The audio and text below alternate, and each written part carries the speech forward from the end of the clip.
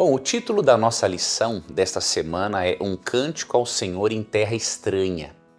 Essa lição sobre os Salmos está lidando com o problema do mal e do sofrimento humano. E realmente a origem do mal e o sofrimento humano são problemas praticamente insolúveis para a humanidade. Porém, a Bíblia apresenta respostas. Já adianto para você que a Bíblia, ela não dá todas as respostas, mas ela apresenta sim as melhores respostas e aquelas que nós mais precisamos. Deus apresenta respostas sobre o mal, respostas que somos capazes de compreendê-las, com a nossa mente limitada, com a nossa lógica, que é corrompida pelo pecado. Vamos ver o que alguns salmos têm a nos ensinar sobre o problema do mal e sobre o sofrimento humano. E vamos também aprender com estes salmos como que nós podemos lidar com estas questões difíceis da existência humana. Primeiramente, na parte de domingo da lição, nós vemos algo sobre derrota, pecados e justiça divina.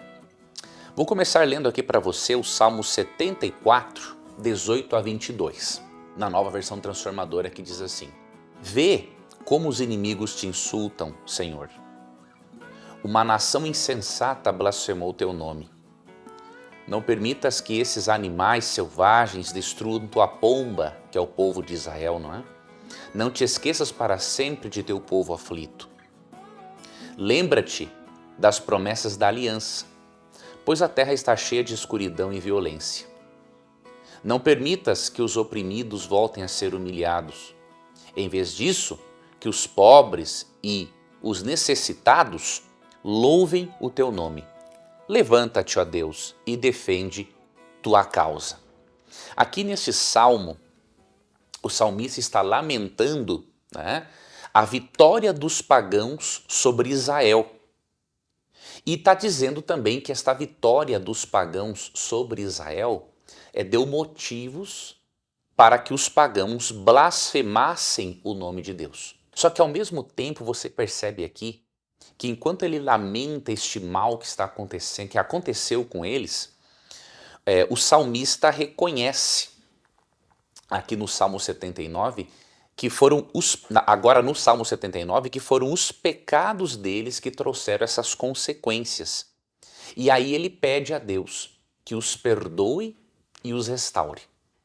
Então, juntamente com a lamentação pelo mal que estava acontecendo, veio um reconhecimento dos erros, dos pecados e que esses pecados trouxeram consequências. Vamos ver aqui o Salmo 79, 8 a 10.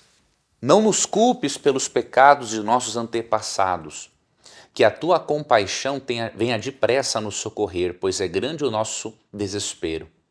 Ajuda-nos, ó Deus de nossa salvação, pela glória do teu nome.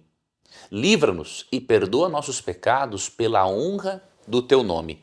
Você percebe aqui que, por mais que ele lamente sobre a origem do mal, sobre o problema do mal que ocorria com eles por causa da invasão dos povos pagãos, ele também reconhece seus pecados, erros, problemas que afastaram a nação de Deus e que trouxeram consequências. Ao mesmo tempo, você percebe aqui nesse salmo que o salmista também pede que as maldades das nações praticadas contra Israel, ele pede que essas maldades não fiquem impunes.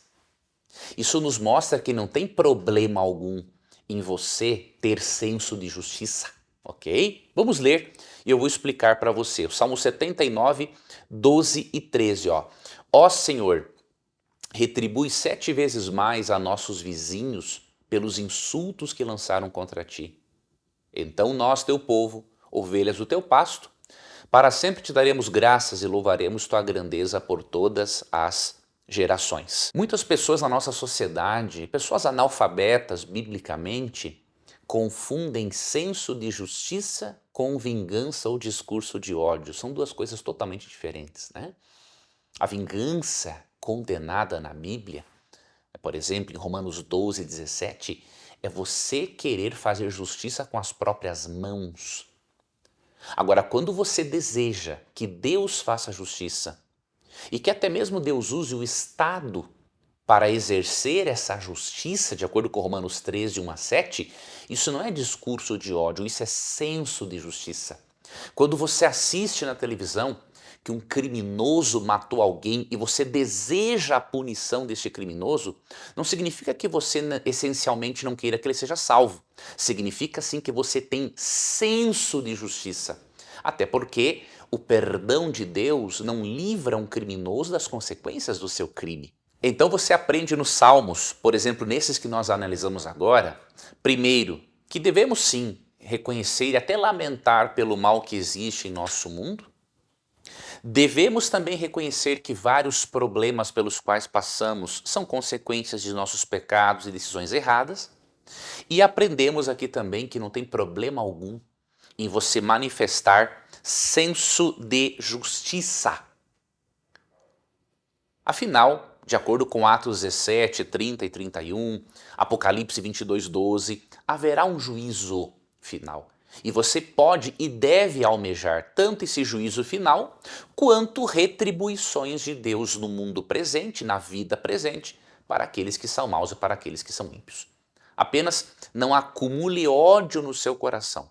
Não confunda ódio permanente com senso de justiça. Na parte de segunda-feira, nós aprendemos aqui que os bons também sofrem. Vou ler um texto e vou lhe explicar um pouco mais. Vamos aqui para o Salmo 41. Vou ler aqui o Salmo 41, dos versos 1 ao 5. Como é feliz aquele que se importa com o pobre. Em tempos de aflição, o Senhor o livra. Veja, aqui vai falar das bênçãos daquele que ajuda aos outros, mas aqui também se reconhece que aquela pessoa boa que pratica o bem também sofre. Porque no verso 2 fala assim, no verso 1, em tempos de aflição o Senhor o livra. Então, por mais que você e eu sejamos pessoas corretas, com os nossos pecados, obviamente, mas por mais que façamos o bem, o sofrimento é inevitável em um mundo de pecado e que está afastado da fonte de vida e felicidade permanentes que é Deus. Então, em tempos de aflição, ou seja, vai ter aflições, Jesus mesmo disse, no mundo tereis aflições, mas tem de bom ânimo. Eu venci o mundo. Então Jesus, em João 16:33, em João 14:27, ele não prometeu que os seus seguidores não teriam aflições. Porque nós ainda não fomos libertos da presença do pecado. O pecado está presente na nossa natureza e no nosso mundo, no ar que respiramos, diríamos assim. Ok?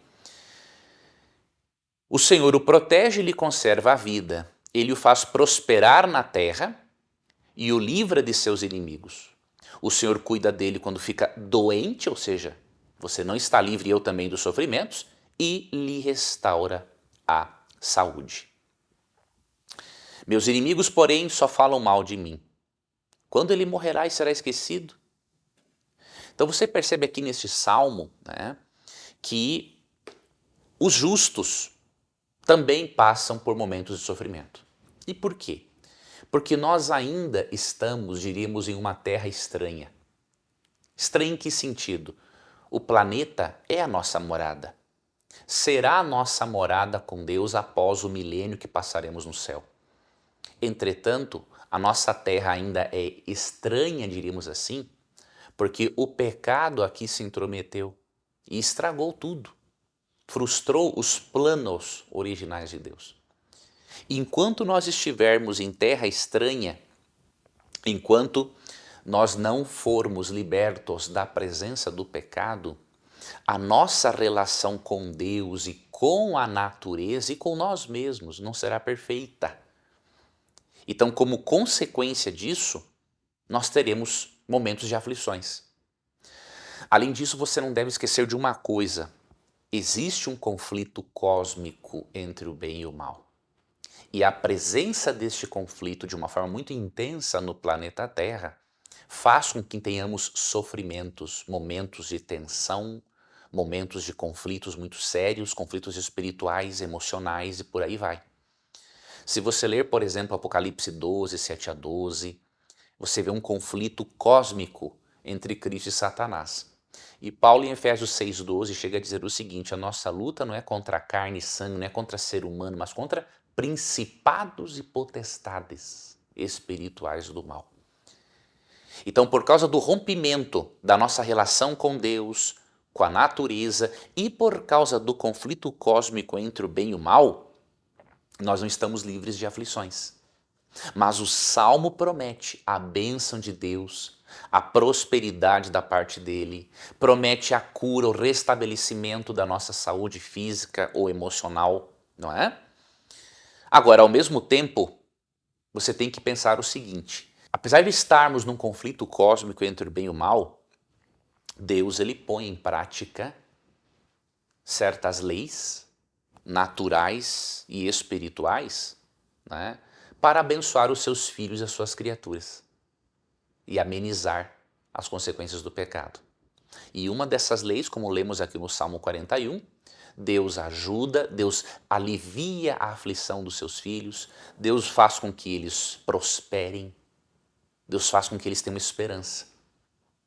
Então, enquanto isso, Deus vai, diríamos assim, nos dando, amenizando o nosso sofrimento por meio das suas bênçãos que são cumpridas, né, exercidas sobre nós por estas leis naturais e espirituais que ele estabeleceu.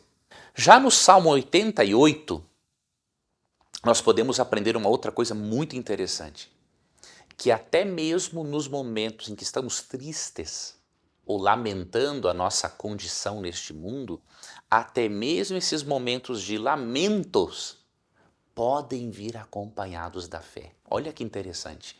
O problema não é você lamentar pelo mal que acontece na sua vida ou que acontece no mundo.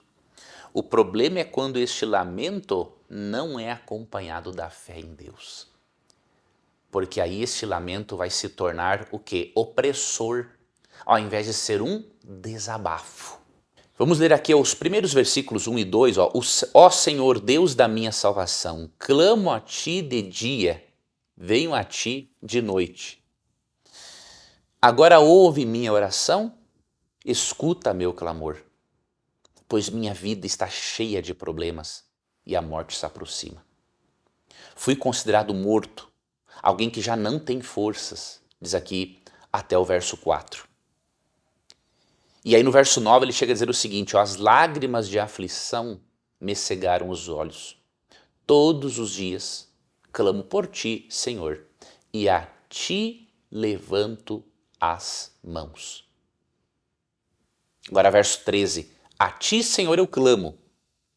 Dia após dia continuarei a suplicar. E se você ler o restante do Salmo 88, né, você vai perceber que este lamento é acompanhado da fé, né?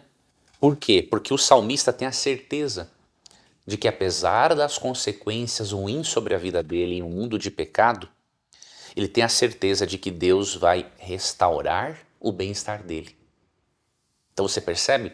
Os salmos nos ensinam a desabafarmos com Deus sobre tudo aquilo que sentimos, mas fazer isso com fé.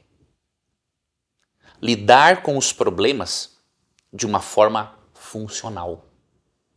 Então, que conclusão nós chegamos aqui? Duas. Primeiro, que o sofrimento faz parte da vida pós-pecado. Agora, ao mesmo tempo, nós podemos sofrer menos. Como? Estando ligados a Deus, obedecendo aos seus mandamentos, que são princípios de vida, para nos nortear neste mundo escuro, ok? Isso não nos isenta do sofrimento, mas obviamente sofremos menos em várias circunstâncias, né? E segunda conclusão, devemos lidar com o sofrimento e com os nossos lamentos de uma maneira funcional.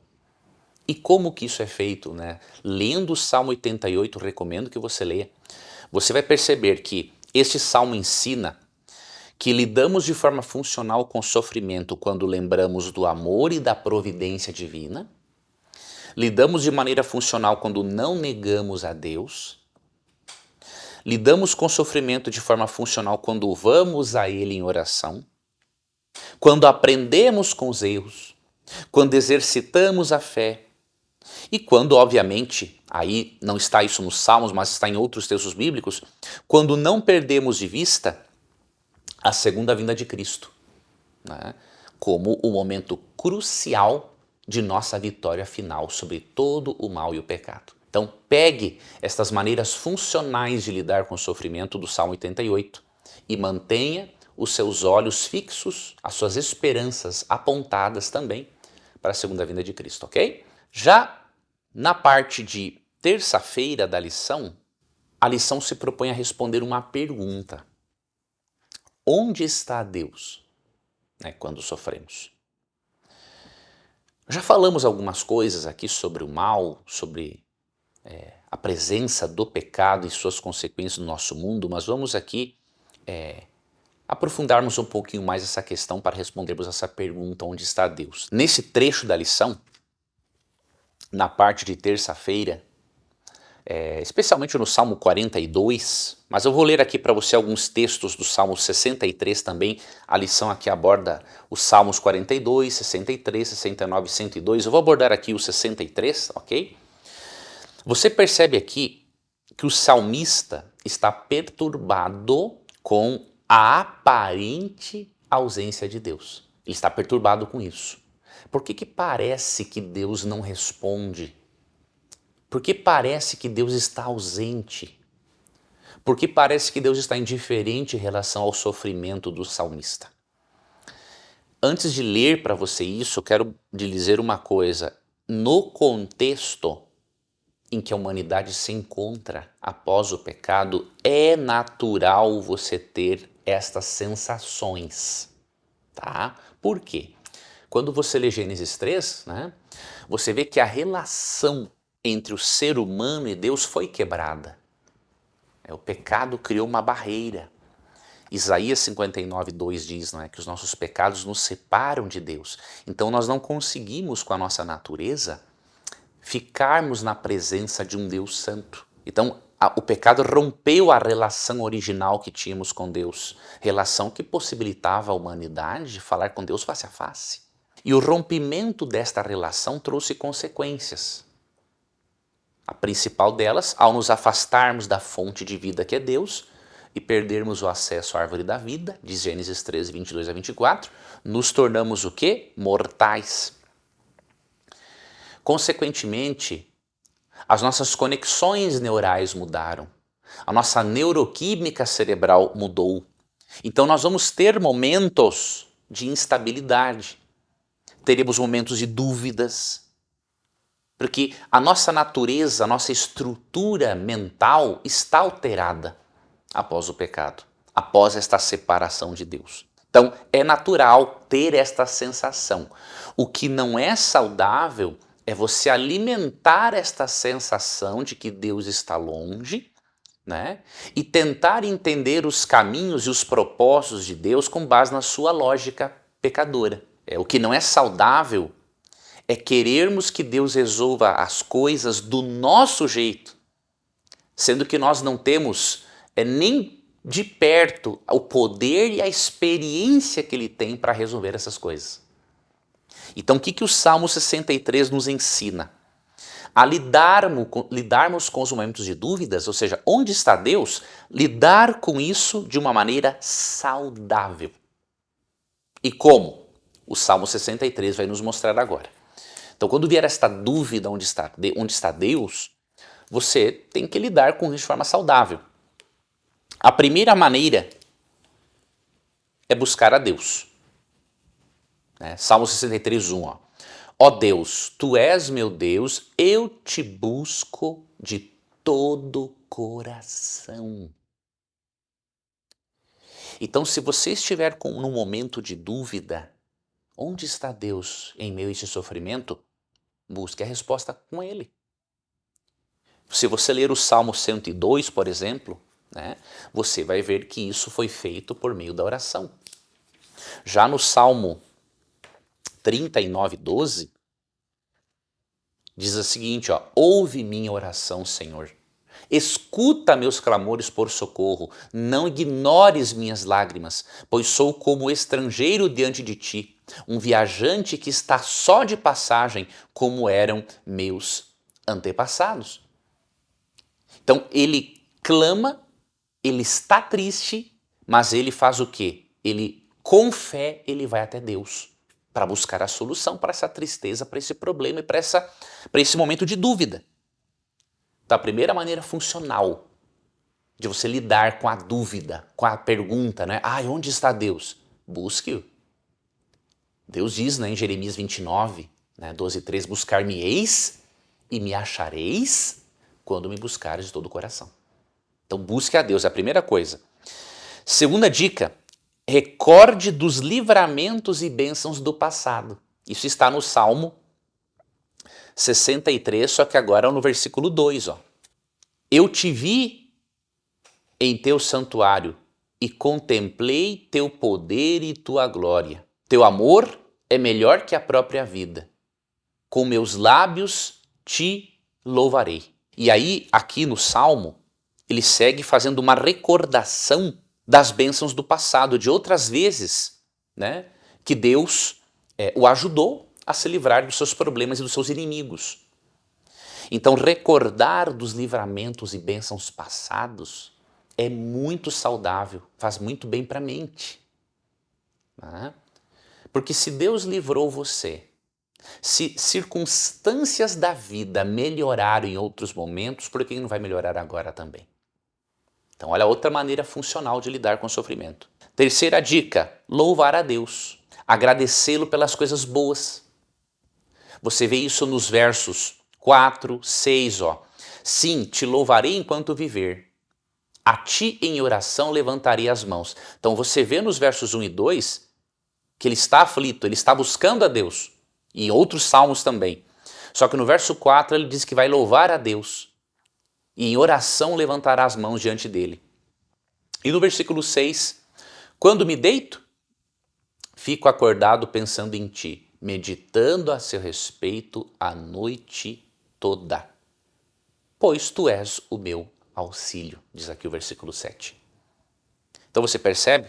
Ele também tem uma postura de louvor, uma atitude mental de louvor. Ele elogia, louva a Deus pelas coisas boas que Deus fez e faz na vida dele. Então essa é uma outra maneira funcional de lidar com o problema, com o sofrimento, com a dúvida. Olhar para os aspectos positivos da vida. Olhar para as bênçãos e livramentos do passado. Quarta dica, aqui no Salmo ele exercita a fé e trabalha os pensamentos. Como diz o ditado, nós somos aquilo que nós pensamos. Se a nossa mente focar naquilo que é bom, a nossa vida será muito mais fácil, muito mais leve. Se nós deixarmos que o cérebro nos governe, ao invés de governarmos o nosso cérebro com o poder do Espírito Santo e com o exercício de bons pensamentos, nós seremos vítimas da nossa própria existência. Então nós aprendemos aqui no Salmo 63 essas formas funcionais de lidarmos, não é? Com o sofrimento. E aí indo para a parte vamos terminar já na parte de quinta, porque na parte de quarta aqui nós já tratamos, né, sobre esse assunto anteriormente. Na parte de quinta da lição, e com isso nós finalizamos, nós aprendemos a lidar com a aparente prosperidade dos ímpios. Por que os ímpios prosperam, né? Essa foi uma questão que inquietou e muito o salmista Asaf, aqui no Salmo 73. Tá? E inquietou, obviamente, outros personagens também. Só que ao mesmo tempo em que Asaf demonstra sua inquietação pela aparente prosperidade dos ímpios, ele nos mostra por meio da sua experiência como que ele resolveu este problema. Antes, você tem que entender que em certos momentos, obviamente, ímpios prosperam. Existe, obviamente, a atuação do diabo, né? O diabo ele vai trazer coisas boas para os filhos dele, mas depois ele arrebenta com tudo, né? Porque o diabo não tem domínio próprio, né? Ele gosta de matar e destruir. Então, esta prosperidade, ela é apenas momentânea. Mas tirando de lado os ímpios mesmo, né? Que muitas vezes que são filhos, obviamente, do diabo, você tem que atentar para outra coisa. Deus, ele criou leis naturais que, se forem obedecidas, trarão bênçãos para quem crê em Deus e quem não crê em Deus. Ok? Então, por exemplo, em Mateus 5,45, Jesus diz que Deus derrama o seu sol, traz o seu sol e a sua chuva sobre bons e maus. O que isso significa? Existem bênçãos que Deus compartilha com todos e outras bênçãos que ele compartilha só com seus filhos, obviamente. Mas há bênçãos gerais que ele compartilha com todos. E obviamente que há leis naturais que todos, independente de crer em Deus ou não estou falando dos ímpios aqui agora, tá? Estou falando de crentes ou não crentes. Essas pessoas vão desfrutar de certas coisas. Por exemplo, se um cristão não trabalha e um não cristão trabalha, é óbvio que ele vai desfrutar de certas bênçãos e ele vai prosperar. Porque Deus estabeleceu uma lei natural de que você, como resultado do seu trabalho, você cresce, você prospera, você se alimenta. Paulo chega a dizer em 2 Tessalonicenses 3,10, quem não trabalhar, que não coma. Então tenha em mente isso. Por que muitas vezes um crente, um descrente ou um ímpio, que é um outro extremo, mas por que muitas pessoas que não seguem a Deus prosperam? Porque elas são obedientes a certas leis naturais que Deus estabeleceu, enquanto que cristãos não são obedientes. Então isso é natural. Portanto, isso não deveria incomodar você. O que incomoda, e isso incomoda também o salmista, é muitas vezes ver um ímpio triunfar em seus planos e oprimir aqueles que são bons. Mas temos como resolvermos este problema. Primeiramente, aqui no Salmo 94:3, vemos que é correto, não há nada de errado em você manifestar essa dúvida. Até quando falarão com arrogância? Até quando os que praticam o mal contarão vantagens? Então aqui ele está questionando a Deus. Ele está perguntando para Deus. Ele não está questionando a bondade de Deus e nem a sua soberania, mas ele está trazendo um questionamento. Senhor, até quando? Mas há um detalhe. Mesmo que o salmista pergunte a Deus até quando, o salmista nos convida, no próprio Salmo 94 e ao longo dos outros salmos, a confiarmos que Deus, no momento certo, fará justiça e dará aos ímpios o que eles merecem. Então veja, o salmista pergunta a Deus até quando? Mas ele também sabe e exerce a sua fé de que Deus, no momento certo, vai fazer justiça e que os ímpios vão receber o que eles merecem. Então leia depois o Salmo 94. Eu quero mostrar para você agora aqui para finalizar, antes de irmos para o Salmo 73, dois salmos valiosos que nos ensinam a lidarmos com esse dilema. Por que os maus prosperam? Nós vamos então olhar o Salmo 37 e o Salmo 73. Primeiramente, no Salmo 37, recomendo que você leia, tá ok? Depois aqui de você acompanhar esse estudo no vídeo, leia os salmos, vai ser bom para você. E vai recordando de algumas coisas que eu expliquei, para você fixar na sua mente. O Salmo 37, 1-9, nos dá a primeira dica para lidarmos com o dilema. Por que os maus prosperam? Diz assim, não se preocupe com os perversos, nem tenha inveja dos que praticam o mal. Olha que conselho direto. Pois como o capim, logo secarão, e como a grama verde, logo murcharão. Olha a dica aqui, confia no Senhor e faça o bem, e você viverá seguro na terra e prosperará. Busque no Senhor a sua alegria, ou seja, tira o seu foco da prosperidade dos ímpios, porque logo eles serão como o capim, vão secar. Tira o seu foco dos ímpios, foque em confiar em Deus e fazer o bem, busque a Ele, e Ele dará os desejos do seu coração. Verso 5, entregue seu caminho ao Senhor, confie nele e Ele o ajudará. Tornará sua inocência radiante como o amanhecer e a justiça de sua causa como o sol do meio-dia. Aquiete-se na presença do Senhor. Espere nele com paciência. Não se preocupe com o perverso que prospera, nem se aborreça com seus planos maldosos. Deixe a ira de lado, não se enfureça.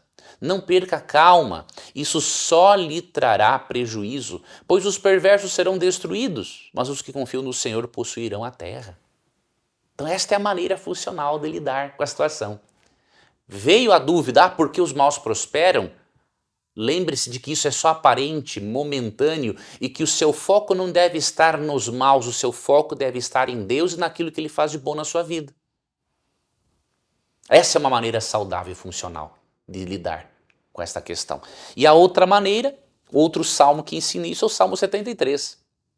Este você tem que ler mesmo, mais de uma vez até. Porque no Salmo 73, Asaf mostra que ele quase caiu. Ele quase, digamos assim, deixou a sua fé sucumbir por esta dúvida.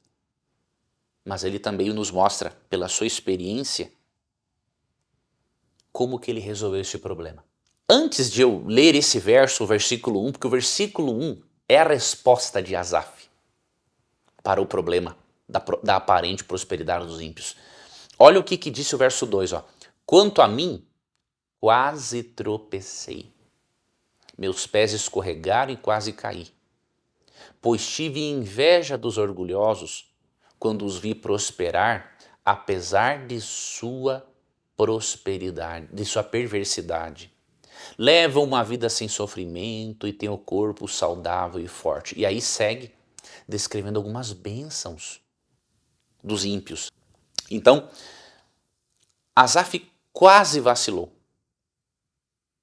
porque ele estava tendo inveja dos ímpios.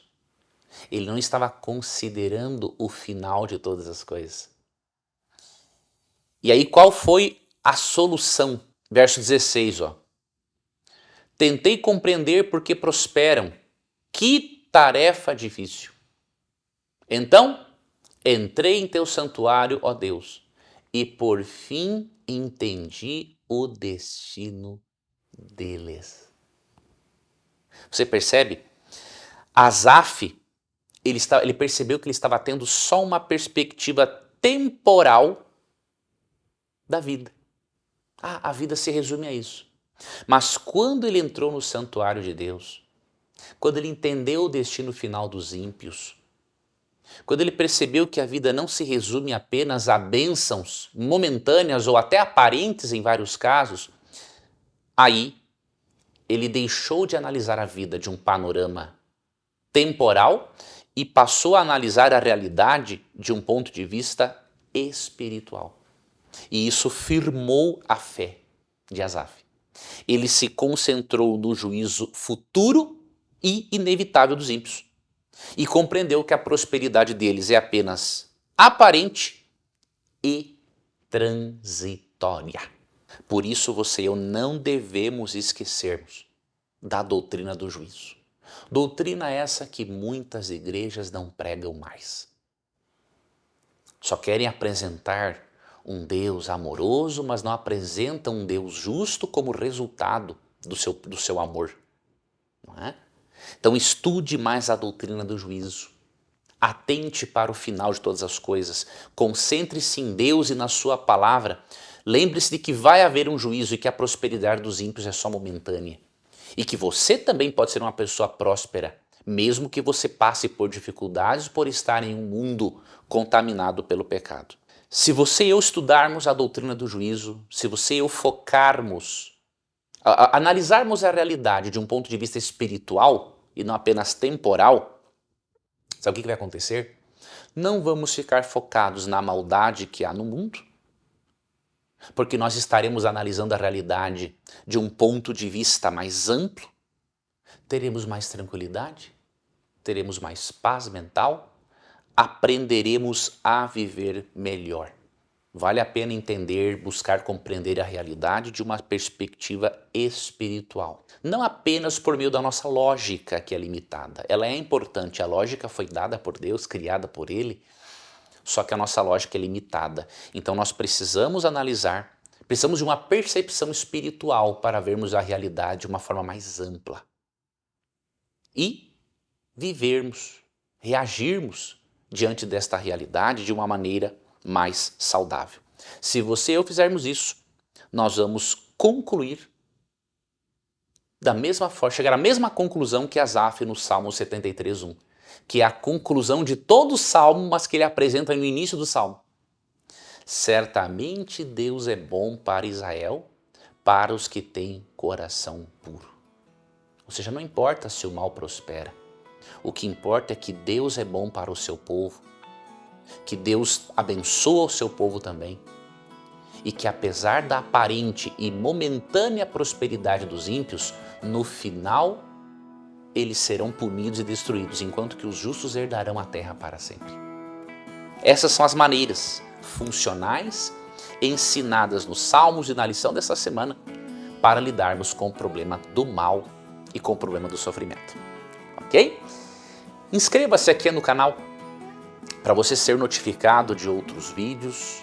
Estou preparando coisas novas para nós ao longo deste ano, então se inscreva no canal, curta, compartilhe.